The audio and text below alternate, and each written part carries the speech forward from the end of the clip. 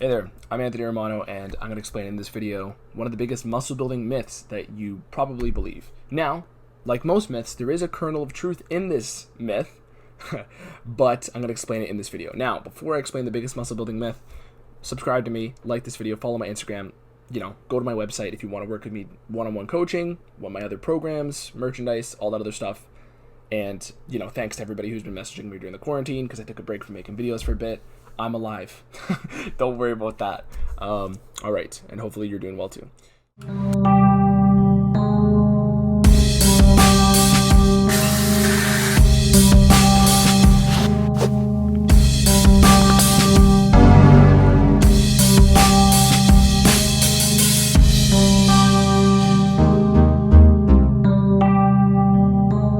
So, the biggest muscle building myth. If you had seen my other videos that I've put out so far during #quarantine2020, you'll know that I made a video where I've documented my muscle growth while I'm doing a fat loss diet. So this is one of the videos I've been hoping to make for a long time, and I took the quarantine as a challenge to, put it into action.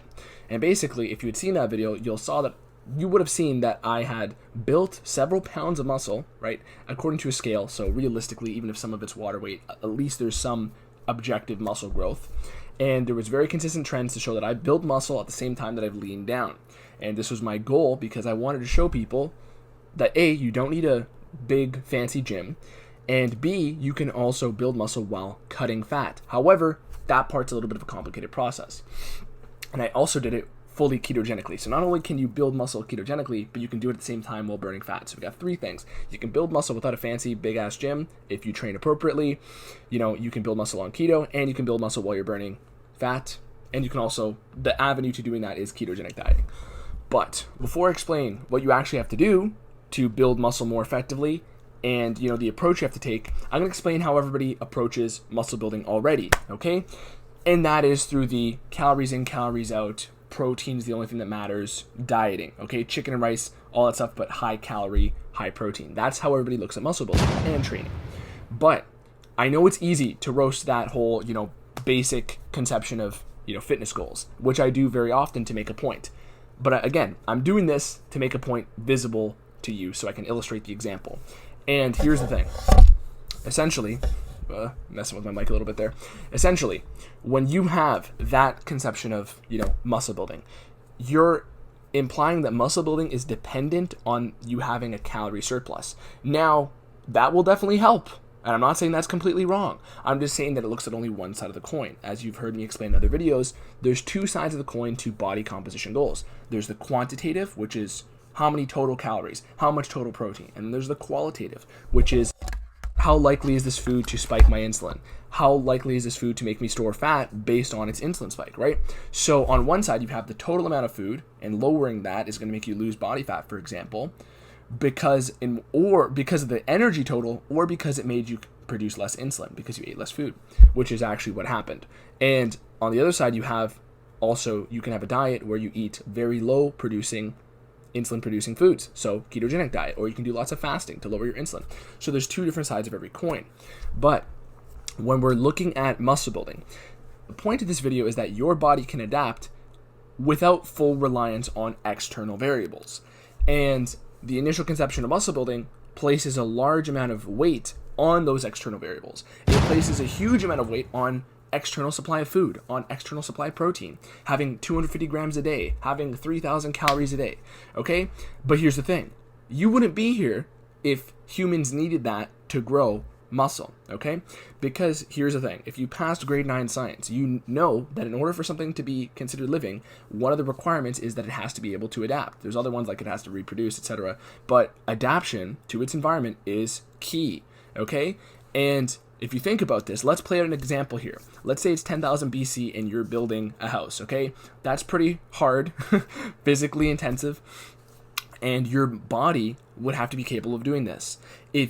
At the time, even if you take it farther back, an extra 10,000 years, there's a point in human history, probably at the closer to the dawn of man, where resources were not that readily available. They were very scarce, and if humans weren't able to gain muscle and strength then, they wouldn't have progressed at all. They would have died out, because it got to a point where the body had to be able to adapt, right, gain strength to do other tasks to survive, independent of a large abundance of resources. Okay, now, does that mean the resources are invaluable and that you don't need them? No. Okay, you definitely need the resources. You definitely need enough energy and enough protein. Okay, but the point is, you don't need as much as everyone's telling you, because if you did, then humans would never have advanced past a couple generations.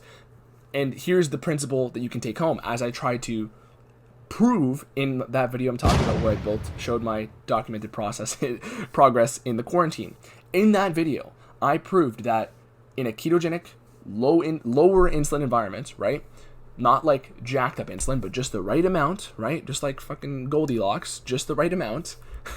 You can build muscle. It's not about jacking up the protein to the moon. It's not about imbalancing the scales. It's about getting an appropriate balance.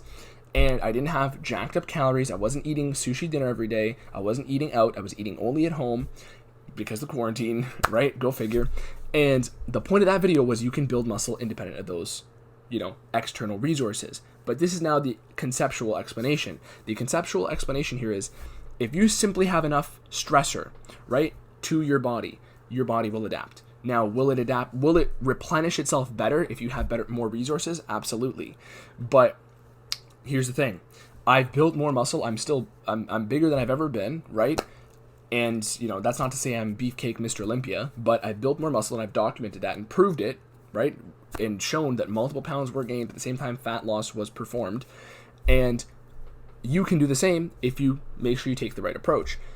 Granted, it's a very complicated subject, and you'll probably have to watch my other videos, particularly the one on carb backloading, to understand as well. But I didn't even carb backload for this. I kept carbs out of the picture completely. And you might have to watch my other videos explaining, hormonal processes and why keto is more conducive to that sort of, adaptive environment, because you're keeping your insulin low. And in order to lose fat and build muscle at the same time, you have to have a low insulin environment with careful insulin spikes, etc. But that's separate from the point here. The point here is, as far as muscle growth goes, if you really jack up the intensity, and I'm not telling you to overtrain, but if you really jack up the intensity, even with light weights at home, or body weight at home, and you really force the muscle to adapt, it will grow. Now, keep in mind, an example I always play out is the difference between powerlifters and bodybuilders, and this will explain why this works the way it does. Powerlifters are people who train, very low repetition, high weight exercises. So they'll do a set of deadlift for a single or a double. That's literally how many reps they'll do, and then they'll take a break, and then they'll hit it again.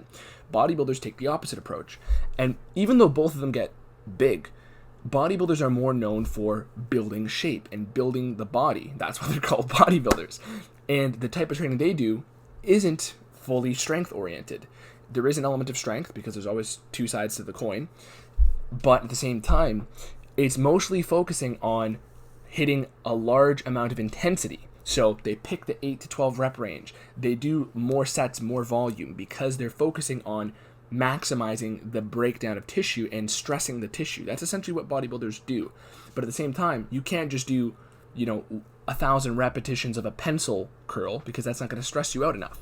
That's why there's the happy medium, where you're not doing 100 reps of pencil curls, but you're not doing 1 rep of 600-pound deadlift. Okay, so you're in the happy middle, and you're really stressing out the muscle in a balanced manner, and that is where you're forcing the muscle to adapt. And that is the same reason why 10,000 years ago, 20,000 years ago, whatever you want to take it to, or longer than that, really, if we're talking like the example I said earlier, dawn of man and all that, at that point, humans would have had very scarce resources. There would have been a point far back in human history where resources were not as abundant as they are today, and without the ability to adapt, you wouldn't have the strength to do anything physical. So, it doesn't mean people were getting yoked back in 20,000 BC, but it means that people were gaining strength and becoming functional humans. So, when we're looking at how you apply this, okay, the way you apply this is, it's not just about total energy. Your body is not only going to grow if you have 1,000 calorie surplus. If you have a moderate amount of energy, if you have an appropriate amount of energy to simply do your bodily functions every day, then you will be fine, okay? Now, can I tell you your exact number? No.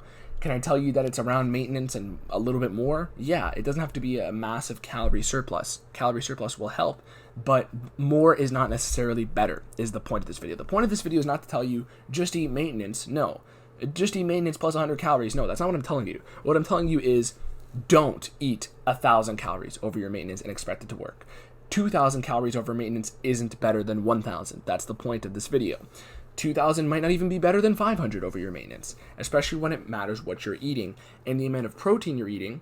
The only thing that matters is positive nitrogen balance, and actually overeating protein will create inflammation in the body and can actually create a negative nitrogen balance. So nitrogen balance basically means, are you using more protein than you're consuming? And if you have more left over, that's a positive nitrogen balance. And basically, that's independent of calories, right? The one variable that's necessary for muscle growth is positive nitrogen balance. And you can achieve that independent of calories, okay? And you can also achieve that independent of, or without being reliant on an extra 200 grams of protein. You can get a positive nitrogen balance if you have 150 grams of protein, perhaps, depending on who you are, rather than simply 400, because 400 is going to tax the liver to actually metabolize it into amino acids, and it's going to be a problem, and it will create inflammation. This is very well documented. You can Google it, or watch my other videos where I did Google it, and I did the actual research myself. But that's not the point of this video. The point of this video is more is not necessarily better. Adaptation is a concept that is fully ingrained in humans in many areas, but in physical training, it's another thing in and of itself. You can simply train very hard and eat adequately and you will be fine. It's not like you have to, consume everything in sight to grow.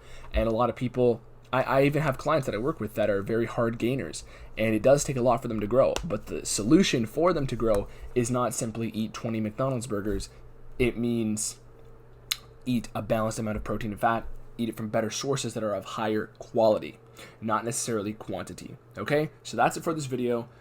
Follow my Instagram, like it, and subscribe to me on here, and go to my website and do all the other stuff that I have linked in my description. Okay, that is it. Thank you for watching. Anthony Romano. Peace. Okay, here's a quick little addition to this video. Just was working out my basement. Hashtag quarantine life. One thing I didn't fully flesh out in this video is that basically, I think a lot of people are afraid, or people are just generally looking for the least amount of work they have to do for the most payoff, right? And that makes sense because that's the best way kind of you should conduct your life. But when it comes to training, you should always kind of do it because you enjoy it, not necessarily because you're doing it as a means to an end. So the way this applies to the topic of this video is, I think a lot of people are always looking for the minimum amount of work they can do, partly because they don't actually like training. And the thing is, one thing I've been learning a lot more too while I've been in this sort of quarantine scenario is that once you have the freedom to basically, train 2-3 times a day, right? I have friends who do this. One of my closest friends does this, and he's freaking yoked. But the thing is, once you have the freedom to do this, you will actually start to notice that you aren't necessarily overtraining, that you're not, tiring yourself out. You're not just destroying your muscles as you might think, or as people might tell you. So the point basically is, even though people will tell you, oh, be afraid of overtraining or whatever, for a lot of people, if you're not sore, then you probably didn't stress your body enough. You shouldn't be working out until you're injured, but what you should be doing is continuing to push your limits in a way that is safe and balanced. That's another reason why I was explaining earlier that bodybuilders will train in a way that is, hitting that balance and continuing at that rate. So they're not going to be training for 1 rep maxes. Your likelihood of injuring your joints at that point is far less than somebody who's in powerlifting or some other sort of activity like that, because they're using very difficult weights, very challenging weights. The nature of a 1 rep max is that it's difficult. So when we're talking about people who are, afraid to overtrain, it's for a lot of people, they just haven't trained, every single day. They haven't done that before. And once you start doing that, you'll realize how much quicker you can accelerate the results at realistically no extra cost. You're not going to be any more sore than you normally would. And basically, if you're doing it in a balanced manner, you'll be very well protected from injuries. It's simply that most people don't actually like training because of its own sake. They like it as a means to an end, as a means to a physique goal or something, which is great, but it has to be a combination of the two. It's never going to be, you don't want it to be fully a consequential, endeavor, because then it becomes too egoic. It becomes too focusing on what you look like so that other people, you know, will approve in a certain way, and you don't want it to be that way. You want to do it because you enjoy it. And that ties into pushing your natural limits as well, because the more you start training, the more metabolic demand you're going to put on your body. And even if you aren't eating enough, you know, food or calories, as that whole example was explaining earlier, your body will make up the demand. The reason people, okay, your metabolism is your engine, and if you start going very fast, it's ironic because it's an engine that adapts to the environment. So whatever you're getting, if you're showing your body that you have a large amount of exercise coming in every day, your metabolism is going to speed up, and that means it's still going to take 2,000 calories a day, even if you don't eat them. It'll just take, if you only eat 1,500, it'll make up the extra 500 from your body, your stored energy, which is body fat. So essentially, that is the other topic I wanted to bring in here, because a lot of people, they basically will, you know, assume that, oh, I burn 2,000 calories a day. But the thing is, when you're putting more stressor on your body, your metabolism will speed up, and even if you don't get those 2,500, it means that you will burn that many calories whether you eat them or not. You will eat that much energy whether you consume it through food or not, or stored body fat, you understand? So if your basal metabolic rate is 2,500, then your body's gonna get 2,500 calories a day, whether it's from your plate or your body fat, you understand? So, doesn't mean that your body's gonna be bulking and, you know, that example works in the extremes, because after a certain point, it will downregulate. After a certain point, if you were just torturing your body and actually overtraining and eating and under-eating, your body will eventually downregulate how much stored body fat you actually burn through, because it will basically perceive, if it's at that level of extremity, it will basically say start down-regulating other bodily functions in order to basically compensate. So you don't want to push it that far, but you want a healthy balance of a slight surplus, a slight deficit. Those are, the point of this video is to avoid thinking in extremes, okay? And I'm trying to get this fucking light out of my face the whole goddamn time. But that's the point of this video. The point of this video is don't think in extremes. Don't think in absolutes.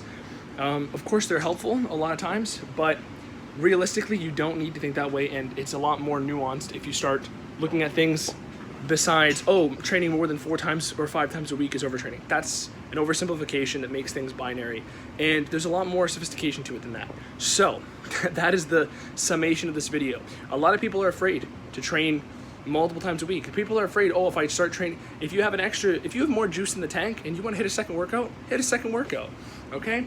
And, you know, it's simply, you got to trust your body and trust your gut there. So, and then your gut will respond in hopefully a beneficial way. But that's it for this video. Thank you. Peace.